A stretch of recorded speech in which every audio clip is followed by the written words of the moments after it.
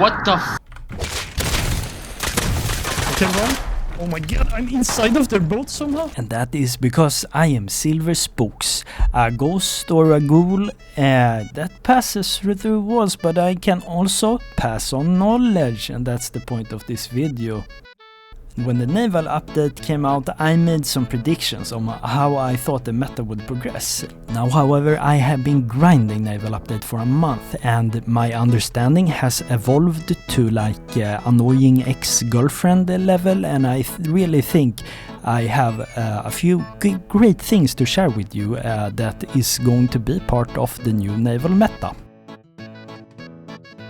So the absolutely most overlooked thing I see when people build boats is how many cannons they have on their boat, since the amount of cannons times your HP is gonna be what actually matters when you fight another boat. Just to make an example, if you have a boat with 5 cannons and 1000 HP and you're fighting a boat with 4000 HP and 1 cannon, you will win that fight. To simplify this, just put many cannons on your boat.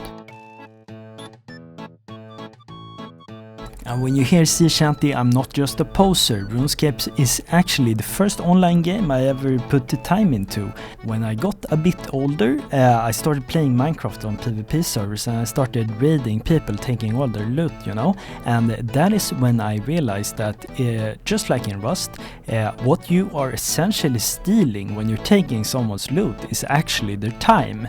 This makes speed in of itself an amazing stat, but also, like in a boat fight, is super important. To get an actually fast boat, you don't only have to consider power to mass ratio, but you also have to consider drag. Since a wider boat has more drag, it will go slower. If you're interested in learning about drag, I recommend checking out Mini Burner, perfect person to teach you about this. But of all these things, one is way more important.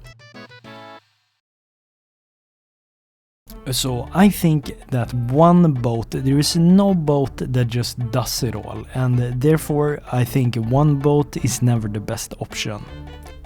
Just like how you have a main base, you can have a main boat and then you can have other boats depending on what you want to do with them.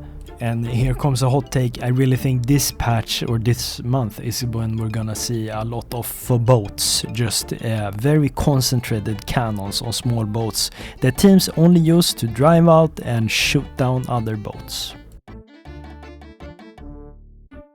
So diagonal sails opens up to building very efficient small boats, which I think is great. I built this boat and the purpose of it is to be able to make a small fast boat that is somewhat protected. And with this boat you can get 40 kilometers per hour with only 4 sails. So why this boat is perfect for you and your friend is because it fits 2 furnaces, 2 barrels and 2 bags. 2 guys, 1 boat. To line up the sails, I like to look northeast when I place the first foundation, and then just build as I do. The very back of our boat is gonna be where I put the ladder. Now you wanna put it so it's just a little bit outside of the wall, and then you'll see you can climb on it. Inside of the square, we're gonna we can like snap place the furnaces. We can snap place pretty much everything except for the barrels.